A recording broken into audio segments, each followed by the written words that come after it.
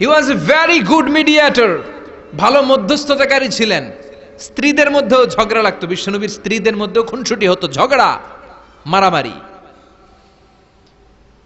বিশ্বনবীর একমাত্র ভার্জিন কুমারী স্ত্রী ছিল আয়েশা রাদিয়াল্লাহু তাআলা আনহা। ওনার বাড়িতে বিশ্বনবীর আরেক স্ত্রী, খুব সম্ভবত হাফসা বা সফিয়া, কোন বর্ণনা এসেছে পায়েস, কোথাও এসেছে ঝোলওয়ালা তরকারি হাদিয়া নিয়ে আসছে, যে এটা আপনারা দিলাম। মা আয়েশা তরকারি দেখে রেগে গেলেন, আমার ঘরে তরকারি দিছো কেন, আমি রাঁধতে পারি না? আমি নিজ হাতে রান্না করে বিশ্বনবীরে খাওয়াবো। রেগে মেগে তরকারির ঝোল নিয়ে সফিয়ার বা হাফসার গালের মধ্যে মেখে দিয়েছে। হাফসা যে বিশ্বনবীর কাছে বলি, ইয়া রাসূলুল্লাহ, কুমারী বউ তো আদর করছেন বেশি, লাই দিয়া কই তুলছেন দেখেন। ও নবী, আমি পায়েস নিয়েছিলাম আর ঝোল করা তরকারি নিয়েছিলাম, ভেবেছিলাম আপনিও খাবেন, আয়েশাও খাবে। আয়েশা কয়, আমি কি রাঁধতে জানি না, নিয়ে আসলা কেন আমার ঘরে, দিলা কেন? আমি রাঁধতে জানি, নিয়ে যাও। শুধু আমার তরকারিটা প্রত্যাখ্যান করে নাই, তরকারির ঝোল আর পায়েস দিয়ে আমার গালের মধ্যে কসমেটিক্স বানায়া দিছে। এই যে গাল দেখেন, দলিল নিয়ে আসছি, দেখেন কি করছে। বিশ্বনবীর পদ্ধতি ছিল, বিচার কেউ দিলেই he never take any action, he never react anymore. কখনো উনি অ্যাকশনে যেতেন না, উনি দুই পক্ষের কথা শুনতেন। সুবহানাল্লাহ পড়েন। আর আমাদের বিচার করতে গেলে একজনের কথা শুনে আরেকজনরে বাস আছে না নাই? বললেন আয়েশারে ডাকো। আয়েশা, এমন করেছো? করেছি। কেন করেছো? বললে, ইয়া রাসূলুল্লাহ, মাথাটা গরম ছিল,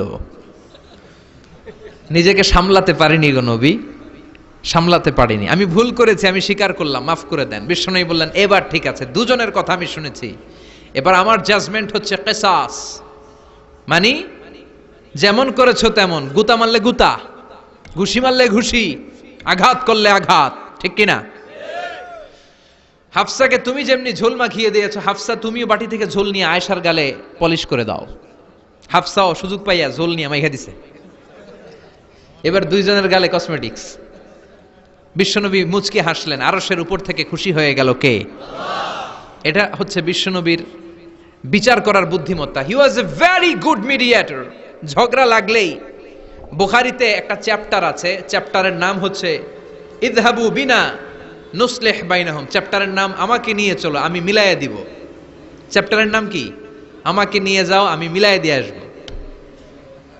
কত জায়গায় যে বিশ্বনবী যে মিলাইয়া দিয়ে আসতেন। মক্কা থেকে তিনি যখন মদিনায় এসছেন, মদিনার দুইটা গোত্র ছিল, আউস আর খাজরাজ।